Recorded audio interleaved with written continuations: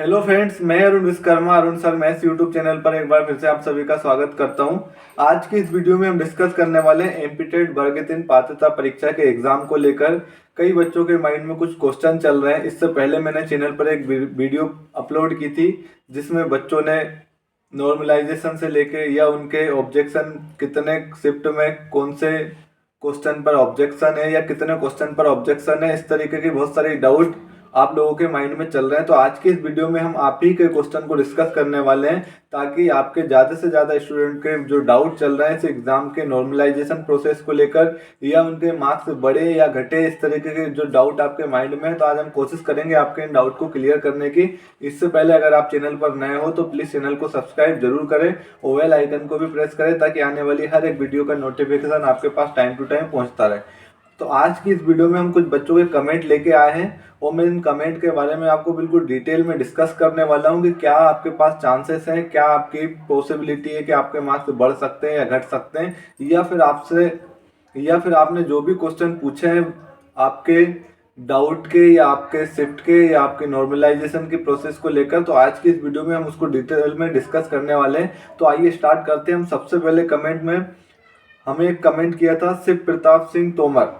इनका एक कमेंट है, भैया मेरे एग्जाम 11 को था, मैंने जो क्वेश्चन किए हैं वो सही है, उन पर किसी ने आपत्ति लगा दी तो उनके नंबर मिलेंगे या नहीं, प्लीज रिप्लाई। तो शिव प्रताप सिंह ने क्या क्वेश्चन किया है कि इनका जो एग्जाम था वो 11 तारीख को था, इनने जो क्वेश्चन किए हैं वो सही है, उन पर किसी ने आपत्ति लगा दी तो उसके नंबर मिलेंगे या नहीं।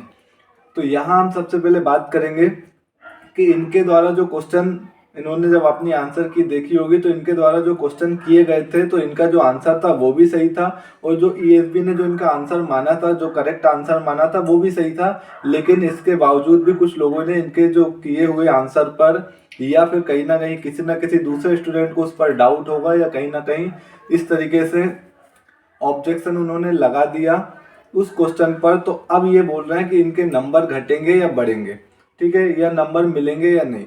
तो हम बात करते हैं कि जिस भी क्वेश्चन पर इसने ऑब्जेक्शन लगाया होगा, जिन भी स्टूडेंट ने जिन क्वेश्चन की ये बात कर रहे हैं, अगर वो क्वेश्चन पीईबी जब उसको देखेगा, ऑब्जर्व करेगा, तो ऑब्जर्व करने के बाद पीईबी या तो दो काम कर सकता है, एक क्वेश्चन को डिलीट कर सकता है या फिर अगर रियल में क्वेश्चन गलत हुआ तो ऑब्जेक्शन जो लगाया है अगर वो कहीं ना कहीं बच्चे के फेवर में, स्टूडेंट के फेवर में जाता है, तो फिर पीईबी के पास दो ऑप्शन है, या तो वो क्या करेगा उस क्वेश्चन को ही डिलीट कर देगा, या दूसरा ऑप्शन उसके पास है कि उस क्वेश्चन का जिन भी बच्चों ने क्वेश्चन को अटेम्प्ट किया है उस पर्टिकुलर क्वेश्चन को सभी को कॉमन नंबर देगा। तो अगर पीईबी इस क्वेश्चन को डिलीट कर देता है और इनने इस क्वेश्चन को सही किया है तो डिलीट किए हुए नंबर भी, मतलब डिलीट किए हुए क्वेश्चन में से आपको नंबर नहीं मिलने वाले। इसका मतलब इस क्वेश्चन का इनको जो एक मार्क्स मिला था, अगर वो क्वेश्चन डिलीट हो जाएगा तो वो मार्क्स इनका कट जाएगा, इसका मतलब वो नंबर इसका कम हो जाएगा अगर क्वेश्चन को डिलीट कर दिया है तो। या फिर दूसरा ऑप्शन पीईबी का या ईएसबी का क्या हो सकता है, अगर उसको डिलीट ना करेगा तो वो क्या कर सकता है कि सबको कॉमन नंबर दे सकता है। तो सबको कॉमन नंबर दे सकता है तो उस केस में क्या होगा, जिन स्टूडेंट ने भी उस क्वेश्चन को अटेम्प्ट किया होगा, क्योंकि ईएसबी के द्वारा क्वेश्चन गलत डाला गया क्वेश्चन पेपर में, तो ईएसबी क्या करता है सभी को उस क्वेश्चन के कॉमन नंबर सभी को दे देता है, लेकिन कंडीशन ये है कि वो उन्हीं को देता है जिनने उस क्वेश्चन को अटेम्प्ट किया होगा। आई होप मैं आपके डाउट को अच्छी तरीके से क्लियर कर चुका हूँ। अब हम लेते हैं एक दूसरे कमेंट को। एक विवेक कोई एक स्टूडेंट है, उन्होंने कमेंट किया है, सर गलत क्वेश्चन का मेरे तुक्का सही लगा था जो ईएसबी ने माना था, क्या सर मेरे नंबर कम तो नहीं होंगे। तो इन्होंने बोला है कि इन्होंने एक क्वेश्चन किया होगा पेपर में जो कि हो सकता है तुक्के से किया हो, वो बाई चांस इनका सही निकल गया होगा, तो इनको तो एक नंबर उस टाइम तो स्क्रीन पर उसका एक नंबर मिल गया होगा अगर ईएसबी ने उसको सही आंसर के लिस्ट में, या सही आंसर उसी का और जो ऑप्शन इन्होंने करेक्ट किया है वही ऑप्शन को अगर ईएसबी ने भी करेक्ट माना होगा तो। अब बात कर रहे हैं कि उस पर किसी भी स्टूडेंट के द्वारा आपत्ति लगाई गई है।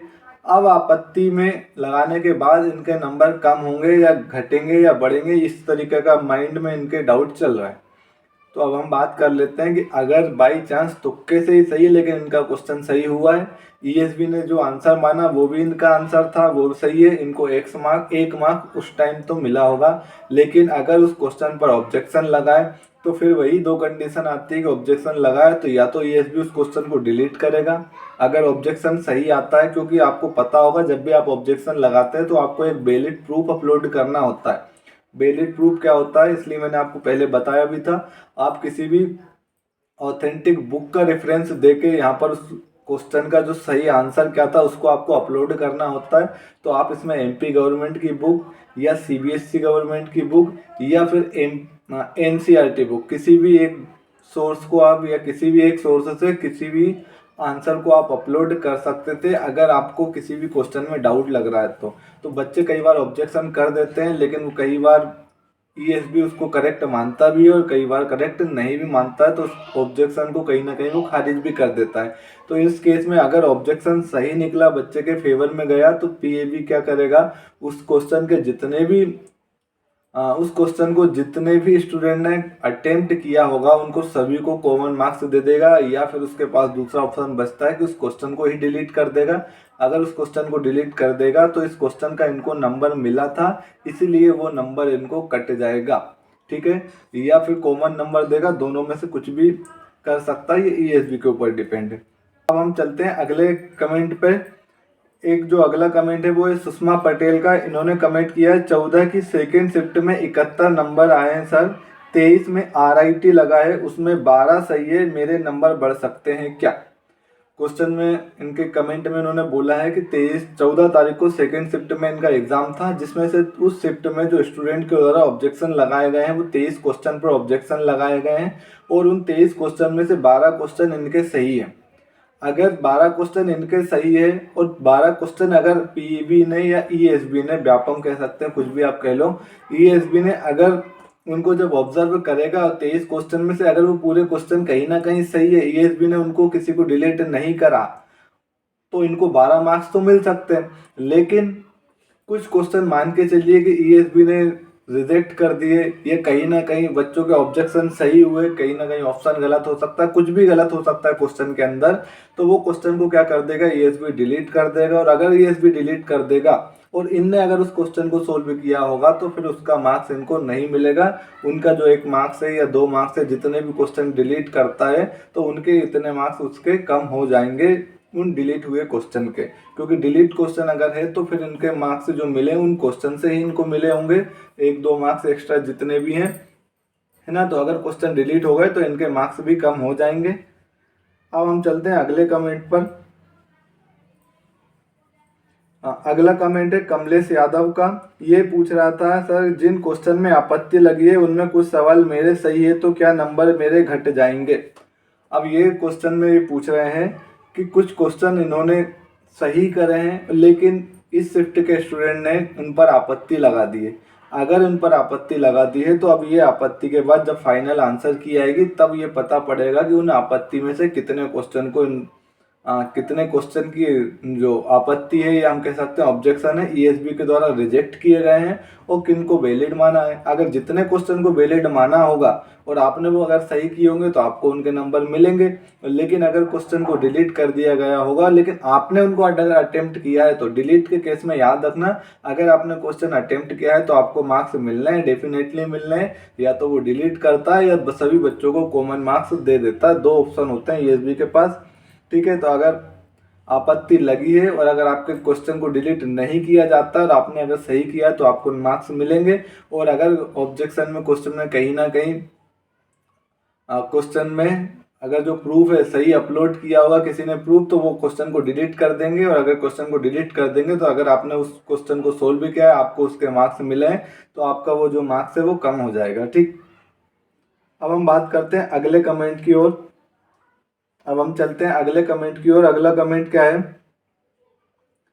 मुकेश जी का कमेंट है, 12 तारीख को फर्स्ट शिफ्ट में 70 मार्क्स आए हैं, 5 नंबर बढ़ सकते हैं क्या सर, प्लीज रिप्लाई। देखो इनके जो है 70 मार्क्स है, मैंने आपको पिछली वीडियो में बताया भी, कई बार बताया। 2020 में जो नॉर्मलाइजेशन हुआ था वहाँ 65 वाले बच्चे भी क्वालिफाई हुए थे, 75 76 मार्क्स तक हो गए थे इंक्रीज होके। तो अब ये डिपेंड करता है आपके पेपर की शिफ्ट पर, कौन सी पेपर मतलब कौन सी शिफ्ट में आपका पेपर था। अगर पेपर उस दिन हार्ड रहा होगा तो डेफिनेटली आपके मार्क्स 5 के आपके 10 मार्क्स भी बढ़ सकते हैं। आपके अगर 70 है तो 80 भी हो सकते हैं, तो ये भी कह सकते हैं। और अगर वो उस दिन भी ईजी रही होगी तो कम भी हो सकते हैं, 70 से 60 भी हो सकते हैं। तो ये डिपेंड करेगा ईएसबी की उस पर्टिकुलर शिफ्ट पर, जिस पर क्वेश्चन का लेवल डिपेंड करता है, जिस पर क्वेश्चन पेपर, या फिर हम कह सकते हैं उस दिन पेपर किस तरीके से रहा होगा, हार्ड होगा, हार्ड होगा, इजी होगा या टफ होगा। ठीक, अगले कमेंट पर चलते हैं हम। अगला कमेंट है द ब्लैक कमांडो करके कुछ लिखा है।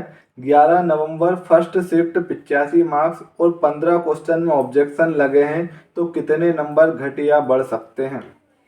अब देखो इनके 85 मार्क्स है 11 नवंबर की फर्स्ट शिफ्ट में, और 15 क्वेश्चन में ऑब्जेक्शन लगे।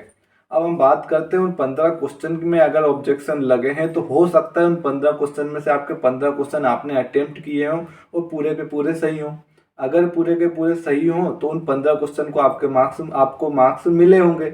लेकिन ईएसबी के द्वारा जब भी इनको चेक किया जाएगा ऑब्जेक्शन को, तो वो कुछ क्वेश्चन को डिलीट भी करेगा, कुछ क्वेश्चन के जो अप्रूव है उसको कहीं ना कहीं खारिज भी कर सकता है ना। दो ही ऑप्शन होते हैं, या तो वैलिड होगा या कहीं ना कहीं वो आपके आपत्ति को खारिज कर देगा। अगर आपके क्वेश्चन 15 जो क्वेश्चन आप बात कर रहे हैं उनमें से अगर 10 भी क्वेश्चन सही है और 10 क्वेश्चन अगर आपने सही किए हैं, तो आपको उनके 10 क्वेश्चन के तो मार्क्स मिल रहे हैं। लेकिन जो 5 मार्क्स, अगर मान के चलिए अगर 5 क्वेश्चन हट जाते हैं, 5 क्वेश्चन डिलीट हो जाते हैं, और उन 5 क्वेश्चन में से अगर आपने वो 5 क्वेश्चन अटेम्प्ट किए होंगे तो उस टाइम तो आपको 5 मार्क्स मिले होंगे। लेकिन अगर वो क्वेश्चन डिलीट हो जाएंगे तो फिर आपको 5 मार्क्स नहीं मिलेंगे, आपके 5 मार्क्स सीधे सीधे कम हो जाएंगे। ठीक है, क्योंकि डिलीट क्वेश्चन अगर आपने सही किया है, जो ईएसबी के द्वारा बाद में आपत्ति के बाद अगर डिलीट कर दिया गया तो फिर आपको उनके मार्क्स नहीं मिलते हैं, ये चीज़ याद रखना। ठीक है, अब हम चलते हैं अगले कमेंट की ओर। अनोखी लाल शर्मा, इनका अगला कमेंट है, सर मेरे 19 की सेकेंड शिफ्ट में 69 आए हैं, मेरे को मेंस की तैयारी करूं क्या। तो ये बोलना चाह रहे हैं कि इनका 19 नवंबर को सेकेंड शिफ्ट में एग्जाम था, इनके 69 मार्क्स आए हैं, और हो सकता है, यहाँ तक मैं समझ सकता हूँ कि ये ओबीसी एसटी एससी किसी कैटेगरी से बिलोंग करते होंगे, तभी ये उम्मीद कर पा रहे हैं कि ये मेंस की तैयारी करे या नहीं, क्योंकि इनको क्वालिफाई होने के लिए ऑलमोस्ट 75 मार्क्स चाहिए होंगे। अगर 90 चाहिए होते तो ये ऐसा क्वेश्चन नहीं कर पाते, क्योंकि ये पॉसिबल नहीं है 69 से आप 90 तक पहुँच पाओ। तो अब इनको चाहिए कितने, 6 मार्क्स। तो मैंने आपको बताया है, मैं आपको स्क्रीनशॉट शेयर भी कर दूंगा यहाँ पर। पिछले जो एग्ज़ाम हुआ था 2020 में, वहाँ अगर आप देखेंगे तो 69 वाले क्या 66 वालों का भी नॉर्मलाइजेशन के बाद 75 या उससे प्लस मार्क्स हुआ है। अगर उस दिन एग्ज़ाम का शिफ्ट अगर आपका डेफिनेटली हार्ड रहा होगा, एवरेज बच्चे अगर अच्छा स्कोर नहीं कर पाए होंगे, मैक्सिमम बच्चों का अगर अच्छा स्कोर नहीं आया होगा, तो डेफिनेटली आपके मार्क्स 69 से 75 और 75 से ज़्यादा भी हो सकते हैं। ठीक है, ये डिपेंड करेगा उस दिन के पेपर के लेवल पर। तो आई होप आपके एग्ज़ाम में मार्क्स बढ़ जाए, तो कम से कम आप तैयारी थोड़ी बहुत 1-2 घंटे आप अपनी तैयारी स्टार्ट कर सकते हैं। अब अगले कमेंट की ओर चलते हैं। अनोखी लाल शर्मा, इन्हीं का दूसरा कमेंट भी है, सर 19 को सेकंड शिफ्ट में कितने क्वेश्चन डिलीट है बता सकते हैं क्या।